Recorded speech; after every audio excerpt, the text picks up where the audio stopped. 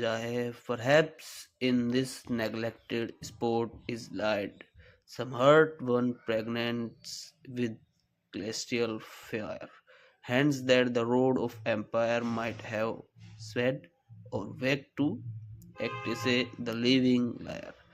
इसका रेफरेंस और कॉन्टेक्स्ट है। This line are taken from the poem elegy written in a country churchyard written by Thomas Gray. इसके लेखक Thomas Gray हैं और इसकी पोएम है elegy written in a country churchyard. The poet is taking about poor villagers buried in a quiet village graveyard. कवि हैं, उन्होंने गरीबों के जो गरीब विलेजर्स हैं, गांव वाले हैं, उनकी जो वो चुपचाप विलेज के कब्रिस्तान में लेटे हुए हैं उनके बारे में बात की है। तो एक्सप्लेनेशन है इसकी। The poet say that is this neglected village graveyard. जो पोइट कह रहा है कि ये अनदेखा गांव जिसमें कब्रिस्तान है, there may be people buried who had great talent and ability. जी हाँ, वह पीपल्स भी लेटे हुए हैं जो इनके पास महान टैलेंट और एबिलिटी भी थी। ठीक है। Some of them might have had the power of rule an empire. इनमें से कुछ के पास पावर थी एक एम्पायर को रूल करने की, और कुछ एक महान कवि बन सकते थे या म्यूजिशियन बन सकते थे। They were born with great inner fire and talent. अपने अंदर पैशन, एक आग लेकर और टैलेंट लेकर पैदा हुए थे, बट क्योंकि वे पुअर थे, they are poor, they never got opportunity. उनको कभी अपॉर्चुनिटी मिली नहीं उनकी एबिलिटी दिखाने के लिए।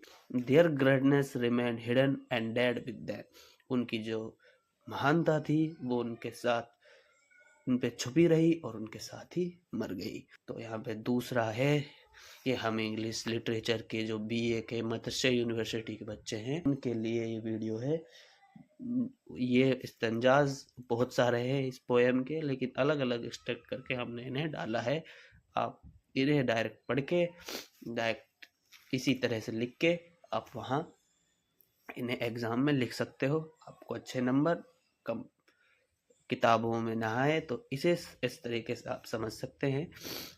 तो जो दूसरा स्तंजा है हमारी मत्स्य यूनिवर्सिटी इंग्लिश लिटरेचर की 3rd सेमेस्टर की बुक में थॉमस ग्रे का, तो वो है the curfew tolls the knell of parting day, the lowing herd wind slowly over the lea, the ploughman homeward plods his weary way and leaves the world to darkness and to me।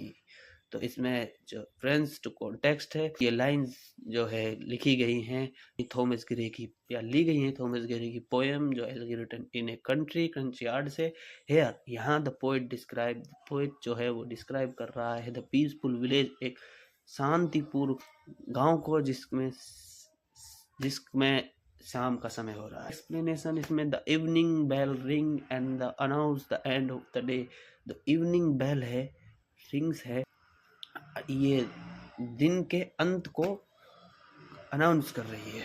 The cattle slowly return from the fields, the farmer tired after a long day to work walk slowly back to his home. Farmer है, tired है, farmer है जो पूरे दिन काम किया जिन्होंने, और वह अब धीरे धीरे अपने थके हुए पैरों से घर लौट रहे हैं। डार्कनेस स्प्रेड एवरीवेयर, डार्कनेस उनके पीछे पीछे छूटती जा रही है। The poet is left alone in the quiet churchyard, जो कवि है वो उस शांत क्रंचयार्ड में अकेला है।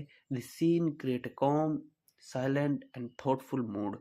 जो सीन है वो शांत और एक सोचने वाला मूड क्रिएट कर देती है। इसका जो सेंट्रल आइडिया है या फिर हम इसका जो क्रिटिकल नोट है जो आपको नीचे लिखना है, ये आपको पूरे नंबर दिलाएगा। ठीक है। और यहाँ पे हमने सिंपल लैंग्वेज ली, किताब में इसमें थोड़ी तगड़ी लैंग्वेज है, तो आप इस लैंग्वेज को लिख आओगे तो पूरा नंबर मिलेगा। तो हम इस सेंट्रल आइडिया हम इसका लिख सकते हैं, the day comes to an end just like a human life. जो एक दिन आएगा जिस दिन ह्यूमन लाइफ खत्म हो जाएगी। तो इस तरीके से बताया कि मौत सबको आनी है। Village life is simple and peaceful, जो गांव की लाइफ है वो एक साधारण और शांतिपूर्वक है।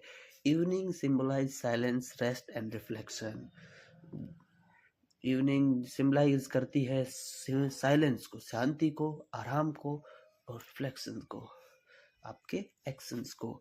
तो यहाँ पे जो एक सिंपल लैंग्वेज में हमने आपको समझाया, वर्ड्स है, आगे भी समझाएंगे। यहाँ पे तो समझिए, पार्ट 2 आएगा दूसरे के लिए। ओके।